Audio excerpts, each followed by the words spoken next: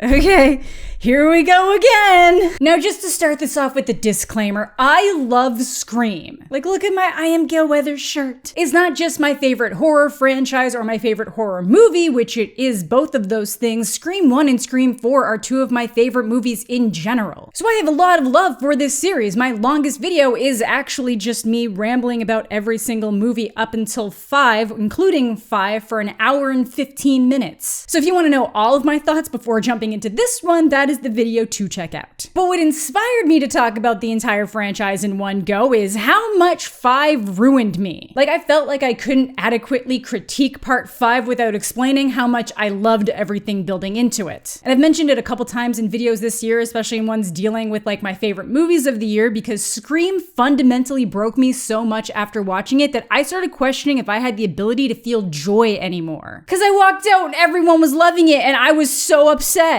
Also, apologies if I sound weird and if I have to film this in 2 different stages because I'm actually fairly sick right now and I'm just mustering the energy for my passion of Scream. And real quick, this video is brought to you by you, my lovely Patreon and YouTube channel members. Thank you all so much for supporting me so that I'm able to continue doing really cool things to make you guys some what I hope is cool content. So with how much I disliked part 5, part 6 could really only go up, and in a lot of ways it did. There's some really cool and fun scenes, creative shots, little differences to keep things fresh, a lot of really creative kills, but then it's just wrapped in a plot that ends up feeling so disappointing by the end. They also need to stop self-dunking on themselves within the confines of the movie and saying the things they could be called out on out loud as if that absolves them of that critique. You can get away with that like 1 time. I think this movie goes for it like 3 times. Though for any of my complaints, I will watch this movie any day of the week over Evil Dead Rise, which I caught at South by Southwest, though being at the world premiere was pretty fantastic. This movie fucking sucks. What? I think someone got possessed during the movie. What are you doing here? Get the fuck out of here. I don't get it. He waited all the way through the credits just to go.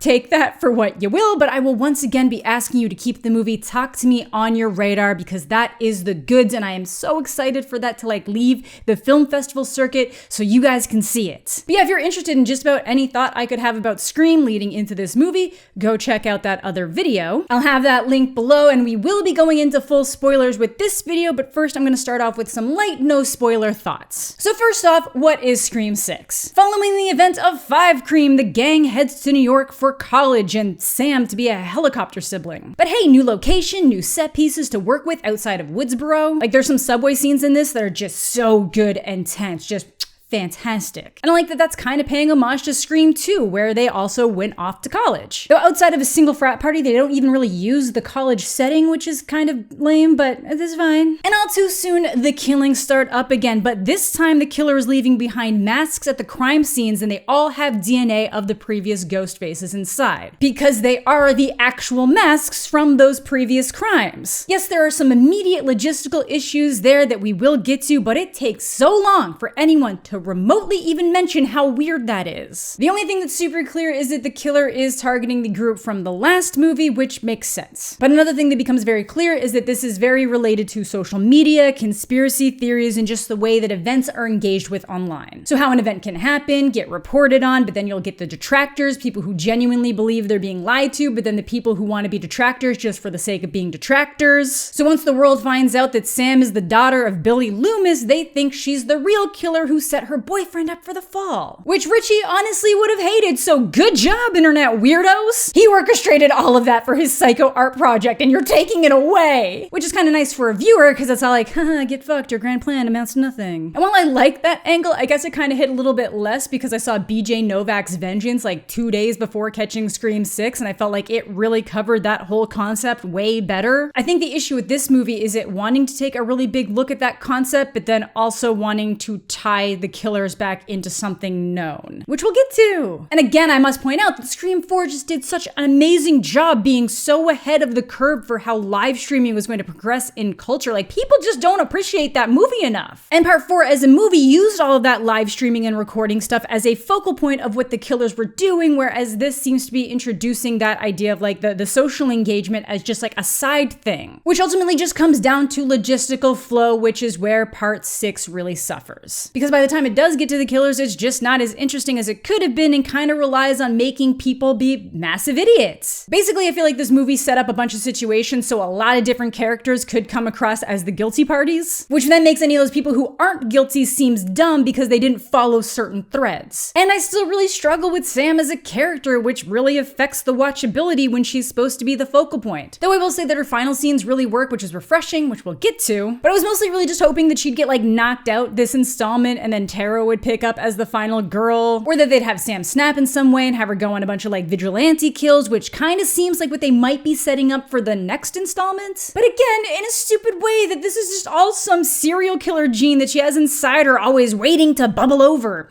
It's just dumb. So dumb, it's brilliant. No! And don't even get me started on the Billy Loomis hallucinations. Fuck! How you doing, Sam? I don't know what fans that's supposed to be servicing, but I don't want to meet them. And I'm totally on board with this shifting concept of the modern final girl, where she can be the unhinged killer to whatever capacity you choose to put that in. Reframing that whole idea and putting the power in her hands to various levels, like you might see with You're Next, or even some of Mia Goth's performances. It really is just how Sam's written and played out that I have issues with. This movie also kind of did the opposite thing from the last movie, where people that should have died didn't, just for the sake of keeping them around, and then basically just bopped in new characters to take out instead. And then the other thing I had a major issue with before diving into specifics is that they disrespected the hell out of Neve Campbell. And I'm not saying that I wanted her in the movie or that she needed to be there. I am fine with the franchise moving on, but it's also hard when the franchise is always connected back to her and the original story. But the issue comes from them wanting her in the story, them writing her into the story, and then not paying her what she's worth. And I don't care what she was asking for unless it was $10 million just to be heard on a phone call for 5 seconds. You paid Neve Campbell what she wants to be in your Scream movie if you want her in your Scream movie. And I know that's not the filmmaker's fault, but what is their fault is how they chose to deal with it in the movie, which is like a throwaway line about how she's not gonna show up. Just have Gale say she didn't want to tell Sidney what was going on and you're done. They said they weren't gonna kill any legacy characters in this movie, then character assassinate the main legacy character in a 30-second conversation. Otherwise, I do actually think a lot of this is cool. I think it does a good job keeping viewers on their toes. They do some subverted callbacks, like Gale dodging Sam's punch because she was so used to Sidney taking swings, but then immediately getting bopped by Tara. I've done this dance before. Lots of little interesting threads to work with, but then just put together in a very dumb way by the end. Also, we'll definitely be talking more about Kirby. I love that she's alive because she is my number 2 of this franchise, but wish she had been used better. But let's dive in. So full spoilers time. If you have not seen this movie yet, you should do that if you want before watching this, but then you have to come back and watch this, okay? Thank you. Okay, so the cold open was actually pretty cool. The second that I heard that Samara Weaving had been cast in this, I knew she was probably going to be the first kill and not a new character. But they had fun with it. She's a professor at the university teaching a class on 20th century slashers, which would obviously include the Stab series, which is like the in-universe fictional series based on the real-life fictional Woodsboro murders. It's all very fun. So she's going through these different slasher tropes with her date on the phone. You don't split up, no sex, but then he's the one who jumps in with a Don't answer the phone. So if it wasn't already obvious that he was going to be the killer, that's the ominous tip-off. Though for a second, I did think they were baiting us and that he was going to get killed while she was on the phone with him, but it was just to lure her into the alley. I thought that would have been a really nice subversion of expectation to have like who we think is the killer being killed on the other end, but what we got was still cool. I don't think it was perfect how it played out after the fact, but it was definitely interesting to have a Ghostface take off the mask immediately after committing the first murder. And I feel like we all possibly saw it coming. It was just the way that it lingered on the mask was so different than anything before. Normally it shows the kill and then hard cuts away, but this just like lingered on her and then on him. So at first I'm thinking, oh shit, are they revealing the killer in the opening scene? So that we're slowly learning his motivation and who he is while the main cast are just trying to figure out who it could be? Then tossing in that the main cast actually knows who this guy is so that we're just desperately waiting for them to figure it out? Kind of putting us in the shoes of Ghostface a little bit, something we haven't seen yet that could have been really cool if they'd pulled it off right and actually added so much tension. But no, this kid is just immediately killed off. We find out that him and his roommate were obsessed with the Ghostface killings and specifically wanted to finish Richie's movie by killing Sam. And that him killing his professor was just a warm-up. So not a bad motivation, even if he was very nonchalant after confirming that this was the first person he ever killed, but that's fine. The movie then switches it all up on us by having this copycat Ghostface the victim of a different Ghostface. Double intros like this are always fun. The movie does a great job playing on audience expectations and keeping so many options in in the air. Again, it just eventually makes some of the characters seem way stupid than they should be. This moment also feels a little bit ruined once they do reveal who the killer actually is, even though it was a nice touch having his kill partner brutally chopped up in a fridge. I don't think we've ever seen a Ghostface do that. But what ends up feeling weird is that after being brutally stabbed, this kid blubbers out, "But we have to finish the movie," which is obviously the last thing he'd be thinking about right now, but it's so they can deliver this zinger. Who gives a fuck about movies?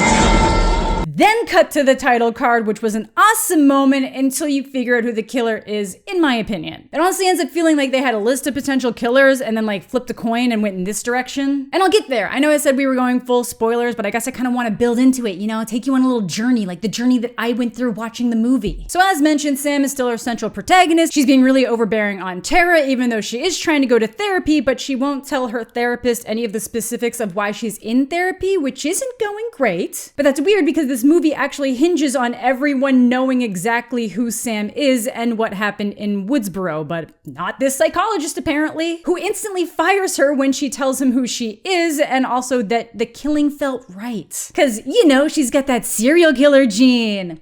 I hate it. Therapist is shit though. I'm really not even sure why they bothered with him as a character or this angle. Like maybe it was really just to stress how other she was feeling and was to other people, but he literally ends up getting killed in the next 5 minutes, so you could have chopped all that out. Otherwise, we have the main survivors from Woodsboro: Tara, Chad, Mindy, and some new faces. Mindy's girlfriend, Annika, who I love. Sam and Tara's new roommate, Quinn, whose dad is the detective on the case. And Chad's nerdy roommate, Ethan, who you may recognize as Spider from Avatar 2. He just looks so much older here because of how long it took to actually release Avatar 2. Though they want you to believe that this man can't get girls, look at that jawline. Unless he's just projectile vomiting the second he looks at a woman, he is fine. Like they're trying to make him look more nerdy by poofing up his curly hair, but no. Am I gonna die a virgin? Well, if you keep asking questions like that. Okay, the lighting is different because it's actually a new day. I'm just wearing the same clothing. I had a coughing fit in my excitement for what comes next because we get my favorite character in Scream 4, returning champ we thought was dead until we saw her on a computer screen in Scream 5, Kirby Reed, ladies and gentlemen. I was always rooting for her. But they made her an FBI agent that's kind of shitty at her job, so shit. It does make sense that she turned to this kind of career after everything that happened to her, but it definitely wasn't what I expected. I feel like I would have preferred some grand connected scenario that brought all the survivors back together, but I guess this isn't the end of the trilogy, so had to tone it down. And Sam has this secret boyfriend that she's always making googly eyes at from afar that no one knows about, who seems like the most obvious choice, which is why I knew he wasn't going to be one of the killers. Either way, lots of new and existing options for ghost faces. And as expected, Mindy sets us up with all of our potential expectations. Again, an echo of her dearly departed Uncle Randy, except instead of sequel rules, it's franchise rules. If you want your sequel to become a franchise, never, ever... How do we find the killer, Randy? The movie itself does take the two core tenets that Randy mentions about sequels. The body counts are always bigger and the kills are more elaborate and bloody. Seeing as how we saw someone disemboweled after they found their roommate chopped up in a fridge, I would say that that is checked off. And of course, that final rule that Randy doesn't get a chance to finish is all about franchises, which is where we're at. Giving us one of the first major self-dunks of the movie, mentioning that franchises always get a bigger budget. Not big enough to pay Neve Campbell, though. Like, you guys filmed this movie in Canada because it was cheaper. Come on. Finding out that this was probably filming at the same time I was in Montreal for over a week is just crushing me internally. Cause I'll nitpick, but I'll be in any one of these movies to any capacity any day of the week, and you don't even have to pay me. I will advocate more for Neve Campbell than I will myself. But the main points are everyone is a suspect, no one is safe, and if it was film nerds in the last movie, it probably won't be film nerds this time. Which we actually already know based on the Who Gives a Fuck About Movies line. And that no one is safe, including returning favorites and legacy characters, kind of rings hollow when no one dies. Sorry, spoilers, but hey, they just don't. Body counts higher in Star Wars movies at this point. So let's slide back to the masks, which again are the actual masks from the previous crimes, complete with killer DNA, and they're being dropped in a reverse order, starting with Richie, to Charlie and Jill, to Roman Bridger. But it takes so long for someone to ask the most obvious question: how the hell does someone have access to masks that should be locked up in an evidence room? That alone basically guarantees law enforcement involvement, which made me really suspicious suspicious of roommate Quinn and her cop dad. There were a lot of Kirby theories going into this, and I definitely wouldn't have put it past them to make her the killing, but she definitely felt like more of a red herring. And the only way I would have wanted her in the killer role is if it was some kind of vigilante version of Ghostface. But the issues with the mask just get taken care of with a throwaway line when that should have been the main objective, like figuring out how they were acquired. Now, another reason why I felt suspicious of the roommate and the dad is because Ghostface somehow manages to get into Sam and Tara's apartment even though she locks that shit down, and then apparently kills Quinn, but we never see the final body, which in the Scream universe is just free range to still be alive. And if no one's gonna question law enforcement involvement in those masks, that kind of makes me feel like it's law enforcement cover-up. So if it's not Kirby, that kind of just leaves Officer Bailey here and his daughter Quinn. And then when he shows up the next morning, there's just something about the way that he talks about Quinn being the last of his family, which made me wonder if maybe he was related to Richie or Amber. They also let him continue on the case, and he didn't seem that upset about losing his daughter and apparent final remaining family member, so there's a lot of weird things there. But if this was all an attempt at revenge against Sam for the death of one of the previous two killers, it would make sense that they'd also be down for mentally torturing Sam before killing her, which would probably also include ruining her reputation. And even though the scene was super cool and intense, I am super pissed that they chose to kill off Annika in this scene. She was so cool. Though leading into that scene, I thought that the movie might finally be taking some kind of like weight behind like the stabbings and the cutting. Like Mindy gets slashed in the arm and it almost completely incapacitates her for the rest of that scene. But then you're gonna have people getting stabbed multiple times over, all over their bodies, and then just be like running around. So guess not. Now, even though my initial theory was that the cop and Quinn might be involved and I wasn't entirely sure if Quinn was dead, the movie does still do a really good job keeping you on your toes. Like maybe Quinn is actually dead, maybe Kirby has actually snapped. Maybe it's someone completely unrelated to this group entirely and just thinks they could do it better and that's why they took out their competition. And I was honestly really kind of hoping for other options outside of that initial theory. But circling back to stolen evidence, because there is way more than the masks, it's not even actual law enforcement that gets a lead on it, it's Gale. Which again, to me, points that one side of law enforcement might be covering something up and then the other side is just being fucking stupid. And if it's the cop that's guilty, I don't like Kirby being stupid. Gale finds an abandoned theater that links back to these two original idiots that Ghostface killed, loaded with all the original evidence like a shrine. And I'm not just talking masks and costumes, we're talking full outfits of the killers and the victims, all the weapons, and the fucking TV that killed Stu.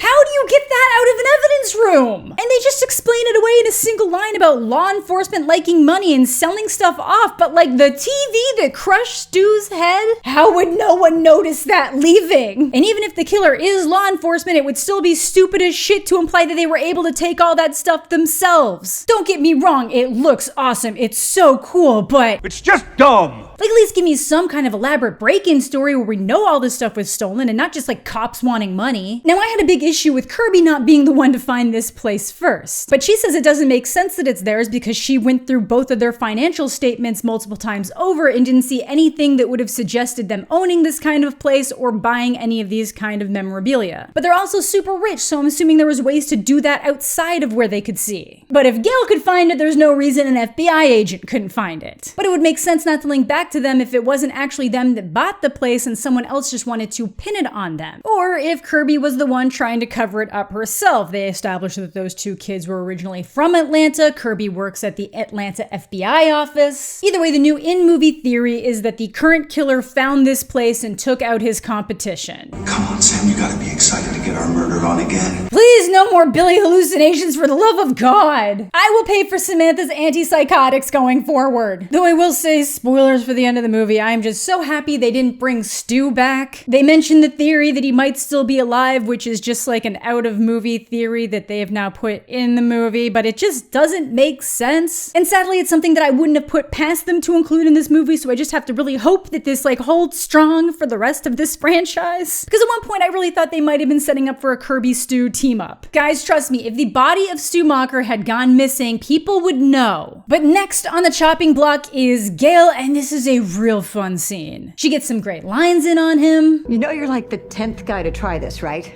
It never works out for the dipshit in the mask. Literally puts him on hold so she can call the number back and figure out where he's hiding, which is just so good. Like, that's the kind of stuff I want to see in these movies. In-universe subversion to in-universe tropes. That's when these movies feel the most fresh. That's when they're the most interesting. Like, Ghostface still gets the upper hand, but thankfully she's not dead, just out of commission for the finale. I know a lot of people wanted her to be dead here, but she's got to go down better. She can't have that much of a winning scene and then die. But the gang's final plan is to kill Ghostface. They want to hole up in the shrine so they can lure him in and set up an execution. Or, potentially lock themselves in with an unknown killer they think is trustworthy. Though, credit where it's due, the trip to this stupid mission is awesome. It's Halloween weekend. They're on the subway. So many people are dressed up as Ghostface. It is so cool. And then Mindy gets separated from the group with Ethan, who is her current #1 suspect. Like, I can only imagine how it would feel to be in that situation because it got to me just watching it in a theater. Because maybe there's the chance that Ghostface wants to play dress up too and he's wearing a Babadook mask instead. But I firmly believe that Mindy probably should have died here. Like, she gets stabbed brutally in the gut twice. And I'm not saying that I wanted them to kill the gay character because they already killed the other gay character. I'm just saying it would have made sense in this moment. But no, you can't kill a member of the Core 4. Look, I love Chad as a character. I just don't like how hard they had him pushing this Core 4 thing. It's just stop. Though it does seem pretty on par with New York sensibility that they would ignore someone bleeding out in the subway, so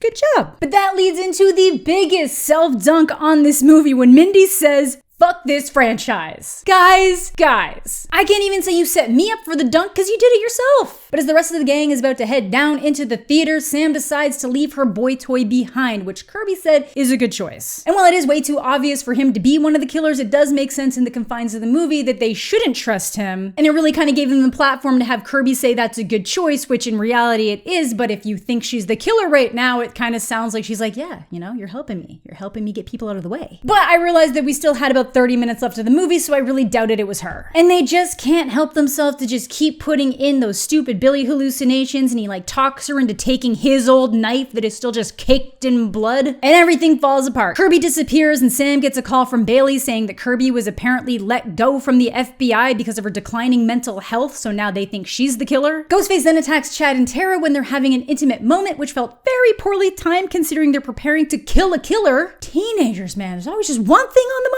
mind. And in another scenario that felt very fresh, Chad ends up getting stabbed by 2 Ghostface at the same time. It is very normal for there to be multiple killers, but they're very rarely acting in the same moments. And they just stab the shit out of him and then do this awesome double synchronized blade wipe. Like, are you kidding me? The pizzazz? The coordination? But I was also just super sad that Chad absolutely had to be dead, but he's not dead somehow. Now you may be wondering how he possibly could have survived a brutal double killer multiple chest stabbing. But what you may have missed while watching, that if you look really close right here, Chad's actually covered in a protective layer of plot armor. I'm sorry, come on. That was good. Kirby then ends up getting shot by Officer Bailey in the confusion, and they make the reveal. He's Richie's dad, Quinn's not dead, she's Richie's sister, and Ethan's the other sibling. And they just feel the need to throw in some more stereotypes here, like Ethan's a little incel Chad hater while Quinn's the sex-positive Stacy. It just feels like they wanted to touch on too many things, and it just leads to a weaker resolution overall. Pick a lane, any of these would have been interesting. And they say they're the ones who started the rumor about Sam being the real killer, though I'm honestly sure the internet would have gotten there all on their own. Like, there are people who run defense for Dahmer and Bundy. And then they just really have to drive home the idea that killing someone is enough. You also have to assassinate their character too. So that way when they kill Sam, they can play it off as some internet weirdo wanting to take justice into their own hands by killing the real Woodsboro murderer. A whole Reddit strikes again. Again, old news at this point. Which sure, that can work, but then it gets dumb. Apparently Bailey's the one who stole all the evidence to support Richie's obsession with the Woodsboro murders, meaning that all this stuff was stolen before the events of the last movie, meaning that someone must have noticed that all the evidence from every other Woodsboro case was missing when the new rounds of killing started last time. I think that might have come up at some point. You think one guy might have been like, hey guys, I just noticed that all of the existing evidence from every other Woodsboro case is just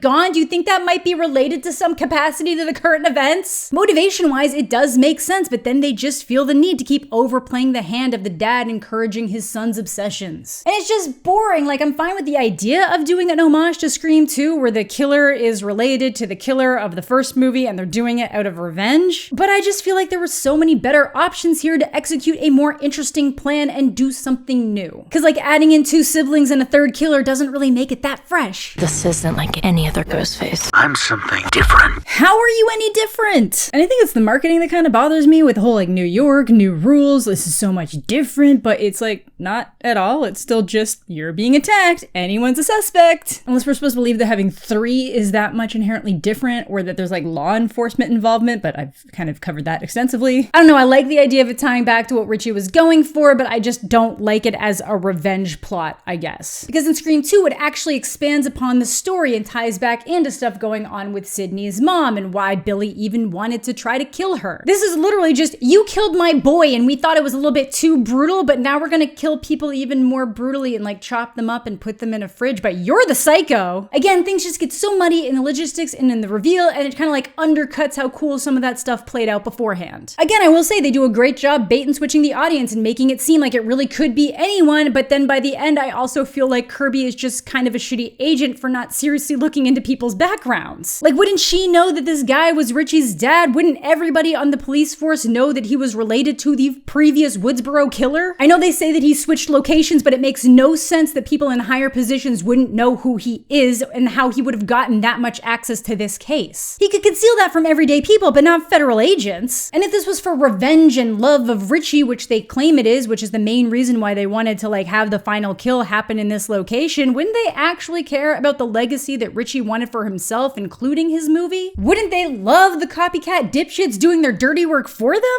But no, they kill those 2 so they can be the ones to kill Sam. So Bailey was the one who decked out this old theater and put it in those 2 kids' name, but I still think that somewhere along the line, people would have looked a little bit harder into how all that stuff was acquired and placed there. But hey, this is at least when I get on board with Sam and feel like she does a great job with the acting, her just pointing out how pathetic Richie was, how he had his child girlfriend do all of his killing for him. Then she brutally stabs Ethan, who somehow doesn't die, which makes way for the admittedly very cool ladder jump kill from Tara, who gets to say, "Now die a fucking virgin," after stabbing him through the mouth. That's what we like to see, woo! Then Officer Fuckstick here gets ghost-faced by Sam herself as Richie's fan movie ends behind him, which I thought was a very nice touch. But she really does just like those melee stabs.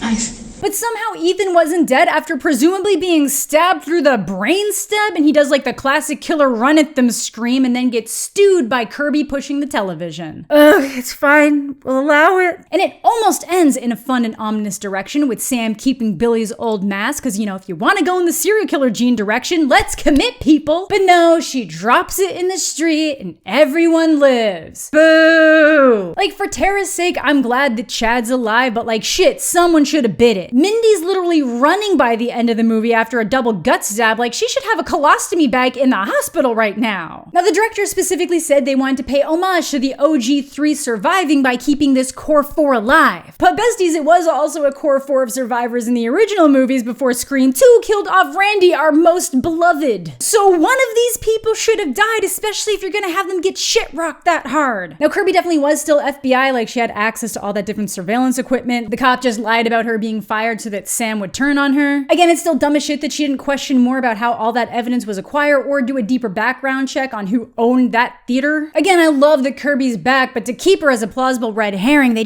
really kind of made her a fucking idiot. And I also have to wonder if the mask still had the DNA of the original killers inside them, how did they avoid getting their own DNA inside those masks that they abandoned? I don't know. I realize that I'm asking just like way too many questions for just something that could be a fun slasher movie. But that's what I mean by the movie doing a lot of cool things and introducing a lot of cool concept, but then just being a little bit of a logistical nightmare. So those are pretty much all my thoughts. I do like this one so much more than Scream 5, but I do think they're still falling short on some of those story aspects that like made the original and Scream 4 so good to me, because I do think they do so much right with the tension and the kills, but they just end up falling into the meta when they're trying to subvert it. But that's gonna do it for today's video. Let me know what you guys are thinking down below. How did you like this movie? What is your ranking for the Scream franchise? Thank you all so much for watching. Thanks as always to my Patreon supporters and YouTube channel members. Subscribe to the channel if you're new. Leave a like on the video if you're into that kind of thing. All my social medias are listed down below. I hope you're all having a fantastic day. I'm mostly okay, and we'll catch you all later.